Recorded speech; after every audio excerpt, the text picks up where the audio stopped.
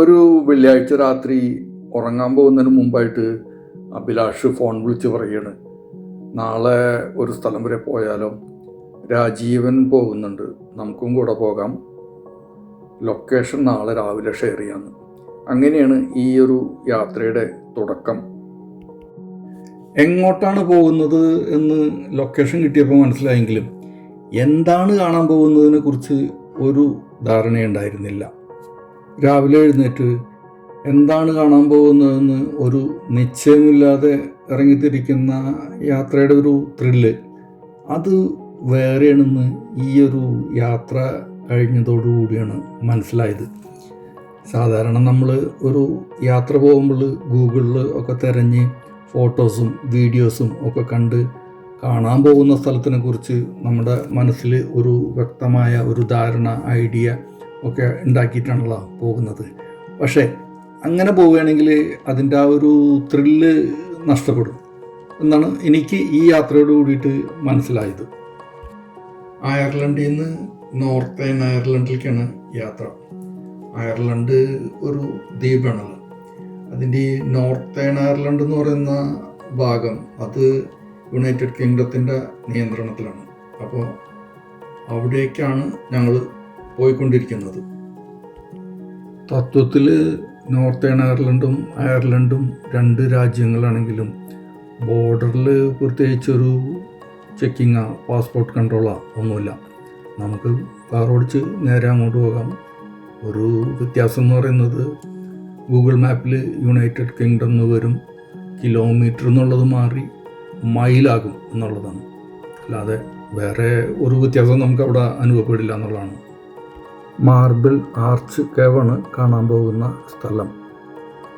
അപ്പോൾ ഒരു ഗുഹ കാണാനായിട്ടാണ് പോകുന്നത്. അപ്പം ഗുഹയുടെ ഉള്ളിൽ കയറുന്നതിനുള്ള ടിക്കറ്റ് എടുക്കണം. അതിൻ്റെ ഇൻഫർമേഷൻ സെൻ്ററാണ് ഇത്. ടിക്കറ്റ് എടുത്തിട്ട് വേണമെങ്കിൽ ഒരു ചായ കുടിക്കാനൊക്കെ ഉള്ളൊരു സൗകര്യം, അങ്ങനെ പല നല്ല അറേഞ്ച്മെൻ്റൊക്കെയാണ് അവിടെ അവർ ചെയ്തു വച്ചിരിക്കുന്നത്. അവിടെ ചെന്ന് കഴിഞ്ഞിട്ടാണ് ഗുഹനെക്കുറിച്ചുള്ള വിവരങ്ങളൊക്കെ ഇങ്ങനെ ചുമരിൽ നിന്ന് വായിച്ച് മനസ്സിലാക്കാൻ പറ്റിയത്.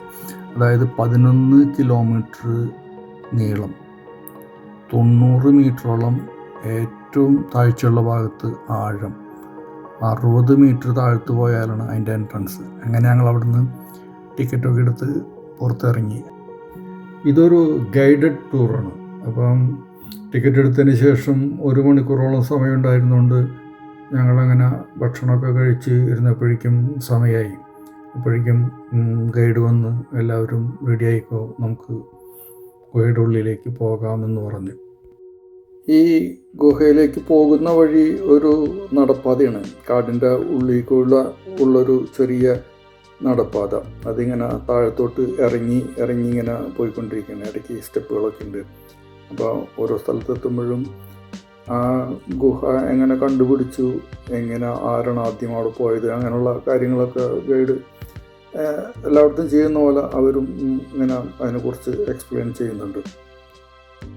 ഈ നടപ്പാതയിൽക്കൂടെ ഇങ്ങനെ ഇറങ്ങിക്കൊണ്ടിരിക്കുമ്പോൾ നമ്മുടെ നാട്ടിലെ എടയ്ക്കൽ കേവിനെ കുറിച്ച് ഓർമ്മ വന്ന്. എടയ്ക്കൽ കേവ് എന്ന് പറഞ്ഞിട്ടുണ്ടെങ്കിൽ നമ്മൾ മുകളിലോട്ട് കയറിക്കൊണ്ടിരിക്കുകയാണ്. ഇതാണെങ്കിൽ താഴത്തോട്ട് ഇങ്ങനെ ഇറങ്ങി പോകണം. അതുകൊണ്ട് തന്നെ ഇത് എടയ്ക്കൽ ഗുഹയോളം വരില്ല എന്നൊരു മുൻവിധി അപ്പോൾ തന്നെ എനിക്കുണ്ടായിരുന്നു. അങ്ങനെ ഈ പടവുകളിലൂടെ പതുക്കെ ഇറങ്ങി താഴത്തേക്ക് ചെന്നപ്പോഴാണ് അവിടെ ഒരു ഞെട്ടിക്കുന്ന ഒരു കാഴ്ച. വേറൊന്നുമില്ല, നമ്മൾ ഇറങ്ങിച്ചെല്ലുന്നിടത്ത് ഒരു ചെറിയ കടവും, ആ കടവിൽ ചെറിയ ഒരു വഞ്ചിന്ന തോണിയെന്ന അല്ലെങ്കിൽ ബോട്ട് എന്നൊക്കെ പറയാവുന്ന ഒരു സംഗതി നമുക്ക് വേണ്ടിയിട്ട് വെയിറ്റ് ചെയ്യണത്.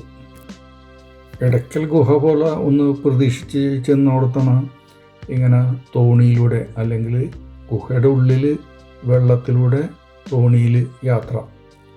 അത് ശരിക്കും ഭയങ്കര ഒരു അത്ഭുതം തന്നെയായിരുന്നു. വെള്ളത്തിന് അധികം ആഴമൊന്നുമില്ല, എന്നാലും മൊബൈലൊക്കെ പോയിട്ടുണ്ടെങ്കിൽ തിരിച്ചു കിട്ടാൻ ബുദ്ധിമുട്ടണമെന്ന് ഗൈഡ് പറഞ്ഞു. അതുപോലെ തന്നെ ഈ ഗുഹയുടെ പല ഭാഗത്തും ഉയരം വളരെ കുറവാണ്. നമുക്ക് ശ്രദ്ധിച്ചിരുന്നില്ലെങ്കിൽ തലയൊക്കെ വേണമെങ്കിൽ ഗുഹയുടെ മുകൾ ഭാഗത്ത് വേണമെങ്കിൽ മുട്ടാം. തോണിക്കാരൻ ഒരു ഹാർഡ് ഹാറ്റൊക്കെ വെച്ച് കണ്ടിട്ടാണ് ഇരിക്കുന്നത്. ഗൈഡ് പിന്നെ വേറൊരു കാര്യം പറഞ്ഞതെന്ന് വെച്ചിട്ടുണ്ടെങ്കിൽ മഴക്കാലത്ത് തീരെ പ്രതീക്ഷിക്കാതെ ഇവിടുത്തെ ഗുഹയുടെ ജലനിരപ്പ് ഇങ്ങനെ കൂടുന്നു. വർഷങ്ങൾക്ക് മുമ്പ് ഡബ്ലിനിൽ നിന്ന് വന്ന 3 കോളേജ് വിദ്യാർത്ഥികൾ ഈ ഗുഹയിൽ പെട്ടെന്ന് വെള്ളം പൊന്തി അവിടെ മരിച്ചിട്ടുണ്ടെന്നും അവർ പറഞ്ഞു.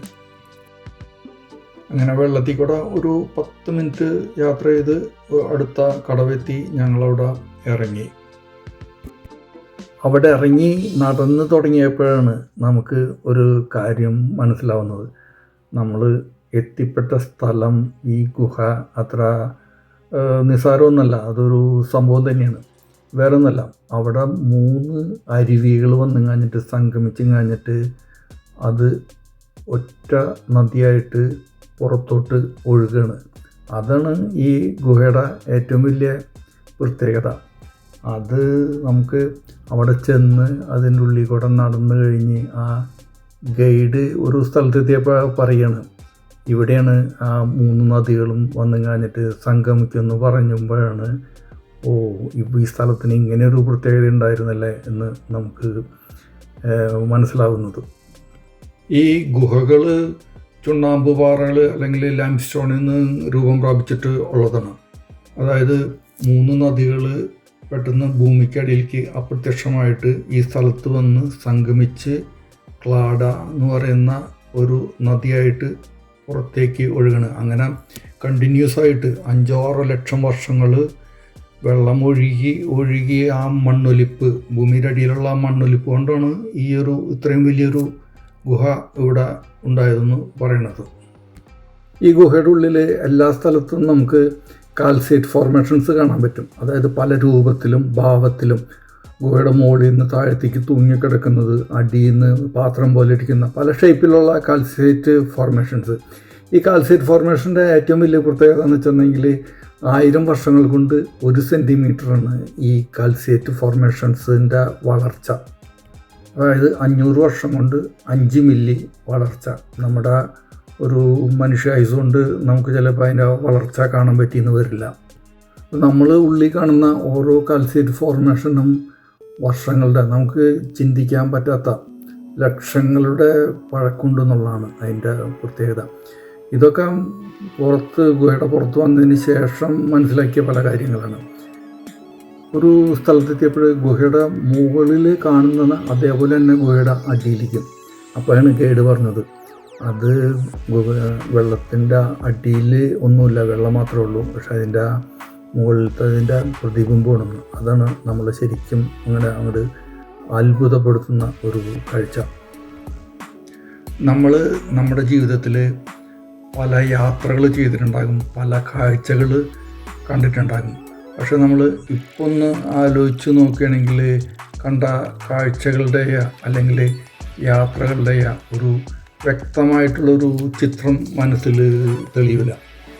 അതുകൊണ്ടാണ് ഞാൻ വിചാരിച്ചത്, ഓക്കെ, ഇനി മുതൽ പോകുന്ന യാത്രകളും കാഴ്ചകളും എല്ലാനും ക്യാമറയിൽ റെക്കോർഡ് ചെയ്ത് വയ്ക്കാമെന്ന്. ഫോണിൻ്റെ ക്യാമറയിൽ റെക്കോർഡ് ചെയ്ത് വയ്ക്കുമ്പോൾ ചെറിയൊരു പ്രശ്നം വരും. എന്ന് വെച്ചിട്ടുണ്ടെങ്കിൽ ഫോണിൻ്റെ മെമ്മറി പോകും. പിന്നെ അനാവശ്യമായിട്ടുള്ള കാഴ്ചകൾ പലതും ആ വീഡിയോയിൽ വരും.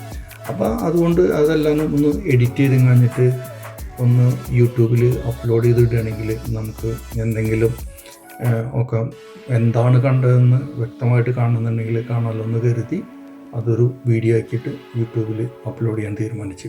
അതങ്ങനെയാണ് ഈ വീഡിയോ ഉണ്ടാവാനുള്ളൊരു കാരണം.